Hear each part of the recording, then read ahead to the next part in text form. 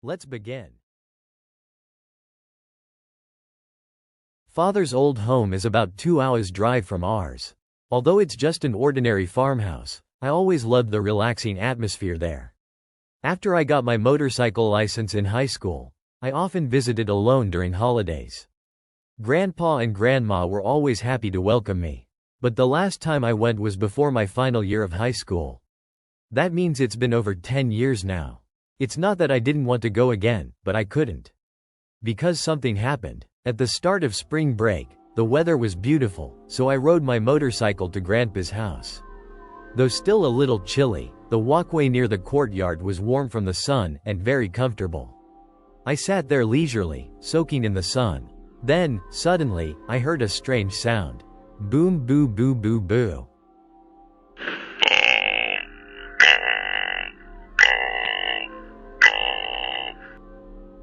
It wasn't mechanical. It sounded more human, like someone trying to imitate a deep voice. As I listened, I spotted a hat over the outer wall. Not placed on the wall, the hat was moving. Then I saw her, a woman. She was wearing a white dress, and the hat was on her head. But the wall was 2 meters high.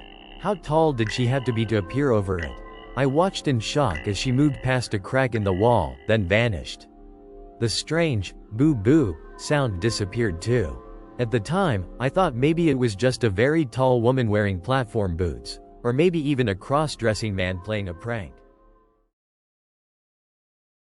Later, while drinking tea in the living room with Grandpa and Grandma, I casually told them, I just saw a giant woman. Maybe it was a man in disguise? She was taller than the wall and made this weird, boo-boo-boo, sound. As soon as I said that, both of them froze. Grandpa suddenly looked furious. When did you see her? Where exactly? How much taller than the wall was she? I was startled by his reaction and answered honestly. He fell silent and walked toward the hallway, making a phone call behind a screen. I couldn't hear what he was saying. Grandma, meanwhile, sat trembling in place. You're staying here tonight. No, actually, you can't go home now. I panicked. Did I do something wrong? But that woman had just appeared. I hadn't gone looking for her. Grandpa turned to Grandma. I'm going to pick up Granny K. Take care of things here. Then he drove off in his small truck. I asked Grandma what was going on. You've been targeted by the Hachishakusama. Don't worry, Grandpa will take care of it. While we waited, Grandma slowly told me everything. There's a dangerous entity in this area. We call her the Hachishakusama. She appears as an enormous woman, 8 shaku tall, over 2.4 meters. She makes a strange, boo-boo-boo, sound like a man laughing. Sometimes she wears morning clothes, sometimes a kimono, or even work clothes. But she's always tall, wears something on her head, and has that awful sound. They say she was brought here long ago by a traveler. But the truth is, we don't know where she came from. She's sealed in this region by the local Jizo statues. She can't leave because she can't pass the Jizo temples placed at the village's borders. She can't find her way out. But if she targets someone, that person usually dies within days. The last time it happened was 15 years ago. Even after hearing Grandma's explanation, it still didn't feel real to me. Of course it didn't. It sounded like a local ghost story. But soon Grandpa came back, bringing an old woman with him. This is serious. Here, hold on to this. She handed me a protective charm. Then she and Grandpa went upstairs to prepare something. Grandma stayed with me the entire time. Even when I went to the bathroom, she followed me. She wouldn't even let me close the door completely. That's when I realized, this wasn't a joke. Something really terrifying was happening. After a while, they called me upstairs into the first room. All the windows were covered with newspaper, and protective talismans were taped to them. In the four corners of the room were piles of salt. On top of a small wooden box sat a little Buddha statue. They even gave me 2 bedpans to use because I couldn't leave the room. Listen carefully. No matter what happens, don't leave this room until 7 in the morning. Your grandma and I won't call you or talk to you. Remember that. Hold on to the charm at all times. If anything happens, pray to the Buddha statue. I could watch TV if I wanted, so I turned it on. But I was too scared to pay attention. Grandma gave me rice balls and snacks, but I had no appetite. I just wrapped myself in the futon, trembling all night. At some point, I must have fallen asleep. When I woke up, the TV was still on, showing some late-night program. It was about 1 a.m. Then, I heard a tapping at the window. It wasn't the wind or small debris. It sounded like a hand gently knocking on the glass. I told myself it was just the wind. I sipped some tea, trying to calm down, and turned up the TV volume. Then I heard my grandfather's voice. Hey, are you okay? If you're scared, it's all right to come out. I almost went to the door. But then I remembered what Grandpa said. Tonight, no one will call you or speak to you. What's wrong? It's okay. You can come here if you want. It sounded just like Grandpa. But something felt off. I got goosebumps all over. Then I glanced at the salt pile. The top had turned black. I ran to the Buddha statue, held the charm tightly, and started praying. Then, the tapping on the window grew louder.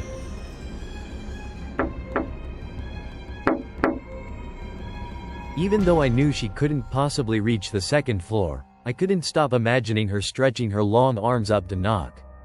All I could do was keep praying. Eventually, morning came. The TV switched to the morning news. It was 7:30 a.m. At some point, the tapping and the boo boo boo sound had stopped.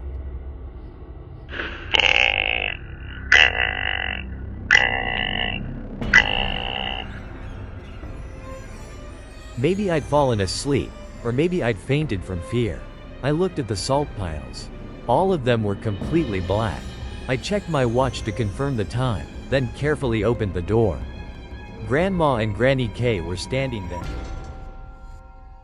Oh, thank goodness. You're okay, thank you. She was crying. We went downstairs, and my father was already there. Grandpa peeked in from outside. Get in the car, quickly.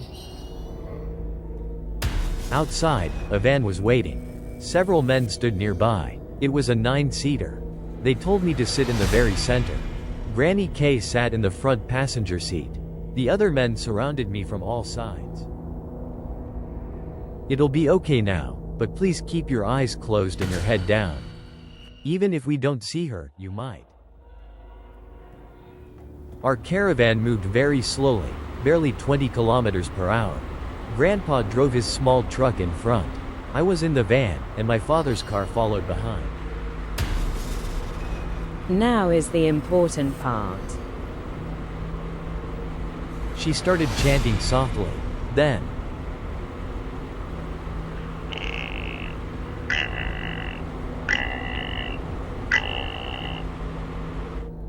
I gripped the charm tighter. Even though my eyes were closed, I accidentally peeked a little. I saw a white dress, walking alongside the car. Her head was above the window, like she was about to peer inside. Don't look. Keep your eyes closed. I shut my eyes tight and held the charm even harder. The others started to panic. Even if they couldn't see her, they could hear the sounds. Granny K chanted louder and louder. Finally, the sounds faded away. We did it. It's over. Everyone sighed in relief. We stopped at a wider road. I switched into my father's car. While Dad and Grandpa thanked the men, Granny K checked my charm. Let me see that. The charm in my hand was pitch black. It should be okay now, but just in case, keep this one with you. She gave me a new charm. We went home. Grandpa and the neighbors later returned my motorcycle. My father told me he also knew about Hachishakusama. When he was young, one of his friends died because of her. The men in the van were all distant relatives, my extended family. Grandpa and Dad, having the closest blood ties, led the front and back of the caravan. That was meant to confuse her, because she targets specific bloodlines. They couldn't gather 7 men overnight, so they got whoever they could. That's why they kept me in the room for one night. If things had gone wrong, Grandpa or Dad might have sacrificed themselves in my place. After that, Dad told me to never visit Grandpa's house again. Years passed. Grandpa eventually died, and I didn't attend the funeral. He told the family before he died, whatever happens, don't let him come. One day, Grandma called me. Someone destroyed the Jizo statue sealing Hachishakusama. And now, the road to your house is open. I keep telling myself it's just superstition. But deep down, I'm terrified. If I ever hear that boo boo boo sound again,